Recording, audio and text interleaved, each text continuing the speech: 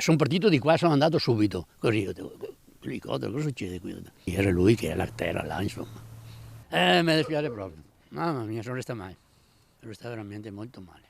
Via Valiera, Candelù, lungo l'argine del Piave, le 10 del mattino. Romeo Morona, 64 anni, camionista in pensione del gruppo della ghiaia Mosole, stava potando un albero in uno dei suoi terreni quando ha perso l'equilibrio precipitando al suolo da un'altezza di circa 5 metri. Il posto è relativamente isolato. Quando i vicini lo hanno visto a terra hanno subito allertato il 118. L'elisoccorso è atterrato sul campo accanto all'appezzamento in cui si è verificato l'infortunio ripartendo verso il Cafoncello in codice rosso.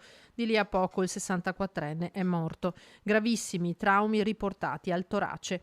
Sul posto per i rilievi carabinieri sgomento tra chi era abituato a vederlo ogni giorno al lavoro con la sua tuta verde nei campi. Ci vediamo tutti i giorni e sono rimasto un male perché mi sembra persino impossibile, ma è capitato.